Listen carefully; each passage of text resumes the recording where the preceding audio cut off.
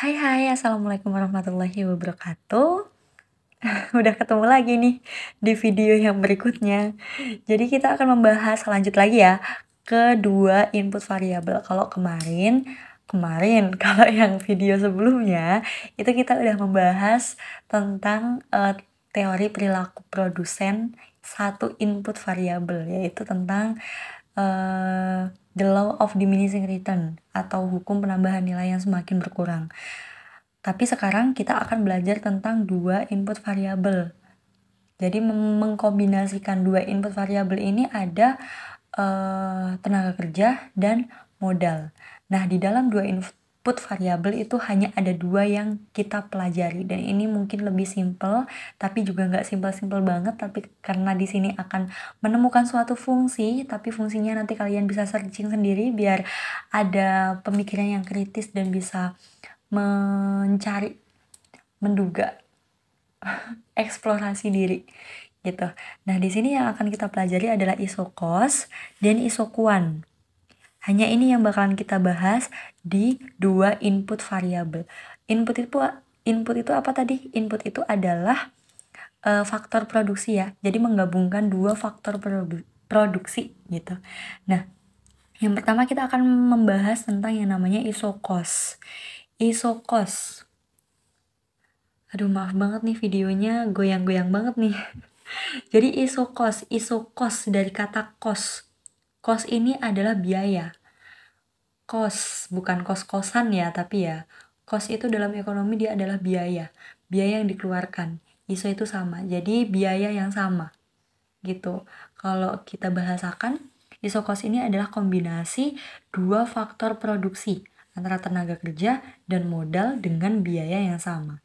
Jadi ingin memproduksi dengan biaya yang udah dipatok sama, tapi dengan mengkombinasikan dua faktor produksi, yaitu tenaga kerja dan modal. Berarti di situ tuh campur tangannya. Jadi apa yang diubah-ubah itu adalah tenaga kerja sama modalnya, tapi biaya yang dikeluarkan atau duit yang dikeluarkan itu tuh sama jumlahnya gitu. Contohnya nih, duitnya sama ya, 10.000 semua, tapi tenaga kerja sama modalnya itu yang diotak-atik. Gimana caranya aku tuh bisa memproduksi suatu barang dengan maksimal, dengan efisien juga antara tenaga kerja sama modal, tapi biaya yang aku keluarkan itu tuh sama, yaitu yang udah aku tentukan gitu. Nah, misalkan nih dengan biaya 10.000, tenaga kerja itu upahnya adalah 2.000, modalnya itu adalah 1.000. Nah, kalau gitu kan kita bisa mengira-ngira ya, dengan upah tenaga kerja satu tenaga kerja itu adalah 2.000 dan modalnya itu adalah 1.000. Nah, dengan upah segini, gimana caranya aku bisa memproduksi dengan biaya 10.000 gitu. Terus semoga kalian paham dengan penjelasan ibu ya, yang berbelit-belit ini. Nah, berarti kita kombinasikan antara tenaga kerja dengan modalnya. Dengan patokan ini ya, tenaga kerjanya 2.000 dan modalnya itu adalah 1.000. Tapi hasilnya atau biaya yang harus dikeluarkan itu 10.000 gitu. Nah, kalau misalkan tenaga kerjanya itu adalah 2 tenaga kerja. Upah tenaga kerja satunya berapa? 2.000. Berarti 2 kali 2.000 adalah 4.000. Berarti untuk tenaga kerja ini udah mengeluarkan uang 4.000. Oke, kita lanjut ya. Ternyata tadi ibu salah hitung. Jadi kalau misalkan tenaga kerjanya itu 2, berarti kan 2 kali 2 4.000. Berarti kita udah mengeluarkan uang 4.000, sedangkan kita punya budgetnya itu adalah 10.000. Berarti tinggal berapa? 10.000 dikurangi sama 4.000. Masih ada 6.000 kan? Nah, 6.000-nya itu bisa dialokasikan ke modal. Kenapa? Karena modalnya itu harganya adalah 1.000. Berarti kalau harganya 1.000, kita masih punya 6.000, kita bisa mendapatkan modalnya 6 gitu ya. Ini cuma analoginya aja. Nanti untuk pemahamannya coba kalian cari contoh yang lain gitu ya. Bisa dibayangkan gitu. Ini biar enak aja. Kemudian kalau misalkan nih, oh ternyata tenaga kerjanya tuh masih kurang, nggak cukup 2 aja. Masih harus ditambahkan gitu. Nah, kita budgetnya 10.000, kita menambahkan nih dari 2 menjadi 4. Nah, 4 kali 2.000 adalah 8.000. Berarti kita udah keluar uang untuk tenaga kerja itu adalah 8.000. Sisa berapa? Sisa 2.000. Sisa 2.000 untuk modal. Modalnya berarti dia bakal mendapatkan 2 karena 2.000 dibagi sama 1.000 gitu. Nah, kemudian kurang lagi nih tenaga kerjanya, tambah lagi menjadi 5. Kalau 5 berarti kali 2.000, 10.000. Berarti uangnya habis untuk tenaga kerja, untuk modalnya udah nggak cukup, udah nggak bisa gitu. Kemudian ternyata sekarang kebalik. Kebalik, jadi modalnya yang butuh banyak banget gitu.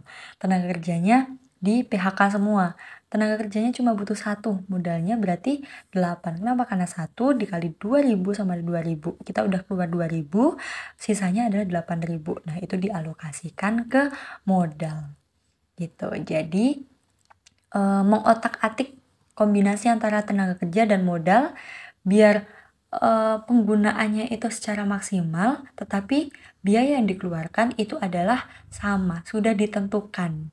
Begitu. Nah, kurvanya gimana? Tinggal dimasukkan aja nih. Disesuaikan ya, tadi karena ibu salah ya, yang ini 4 harusnya 6. Jadi tinggal disesuaikan aja.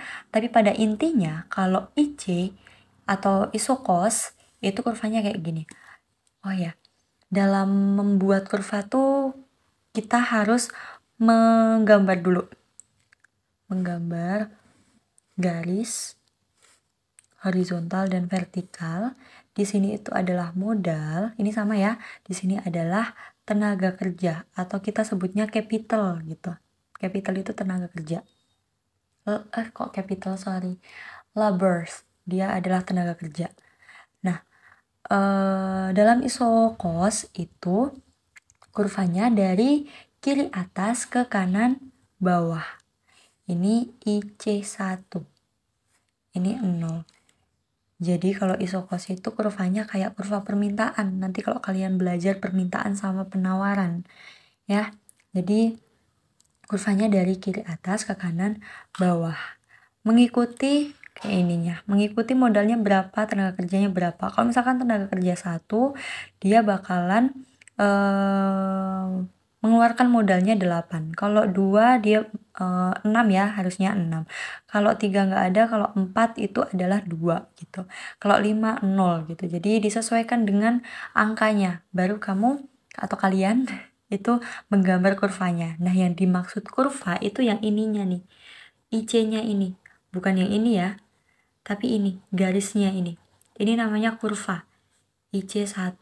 Nah, kalau misalkan nih dari 10.000 tadi, terus produsennya tuh baik, dia ingin menambah budgetnya menjadi 20.000. Ya berarti dia ada pergeseran kurva. Pergeseran kurva tuh kayak gimana sih? Pergeseran kurva itu dari kurva yang pertama itu akan bergeser ke kanan. Kalau dia ada penambahan budget ya, biaya ya, dia akan menggeser ke kanan menjadi IC2. Kalau misalkan budgetnya dikurangi menjadi 5.000 nih karena mau ngirit gitu, ya berarti dia ada pergeseran kurvanya ke kiri gitu. Gitu deh, itu adalah isokos. Jadi memproduksi dengan mengkombinasikan dua faktor produksi yang berbeda dengan biaya yang sama, kos gitu. Nah, kemudian yang selanjutnya adalah isokuan. Kalau kos tadi adalah biaya, kalau isokuan, kuan ini adalah jumlah atau kuantitas. Kuantitas yang sama. Jadi kalau tadi memproduksi dengan biaya yang sama dengan mengkombinasikan dua faktor produksi, kalau di sini mengkombinasikan dua faktor produksi untuk menghasilkan jumlah yang sama. Jadi berapapun faktor produksi yang dihasilkan atau yang dikeluarkan, kuantitas atau outputnya atau jumlah barang yang dikeluarkan itu harus sama gitu. Misalkan nih contohnya tenaga kerjanya 2, padahal udah dipatok outputnya atau kuantitasnya itu 7. Dia harus menghasilkan 7 ki gitu. Nah, berarti di otak-atik antara tenaga kerja dan modalnya. Kalau tenaga kerjanya itu 2, modalnya ya 5 biar menghasilkan 7. Ternyata tenaga kerjanya tuh kurang, ya udah ditambah jadi 4. Nah, kalau tenaga kerjanya 4 berarti dia harus mengurangi modal kan, karena kuantitasnya yang dihasilkan itu harus 7. Berarti dia mengurangi modal. Yang tadinya modalnya 5, dipindah ke tenaga kerja 2, jadi 3. Tenaga kerjanya mau nambah lagi 6 gitu. Nah, modalnya berarti dikurangi juga karena kita akan menghasilkan kuantitas sebesar 7 gitu. Jadi harus seimbang antara TK dengan modal. Tenaga kerja dengan modal itu harus sama-sama efektif, efisien. Nah, kurvanya kayak gimana? Kurvanya kayak gini nih. Kalau tadi kan kurvanya lurus. Kalau ini kurvanya itu cembung ke titik origin. Titik origin itu apa sih? Titik origin itu adalah titik 0 ini. Nah, dia cembung ke arah titik origin. Dan menggambar kurvanya itu dari kiri atas ke kanan bawah.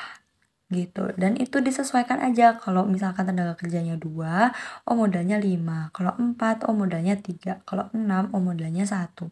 Untuk menghasilkan 7 atau isokuan yang sama. Gitu deh, udah selesai antara isokos dengan isokuan.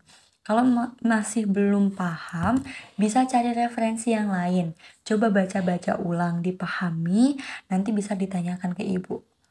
Gitu, nanti ibu jelaskan secara personal. Begitu ya, semoga ilmunya bermanfaat buat kalian. Dicatat jangan lupa, dan Google Form-nya jangan lupa dikerjakan. Itu untuk refleksi kalian, apakah kalian tuh benar-benar paham atau enggak. Oke, ibu tutup pembelajarannya, semoga bermanfaat ilmunya. Bye-bye. Wassalamualaikum warahmatullahi wabarakatuh. Selamat belajar anak-anak.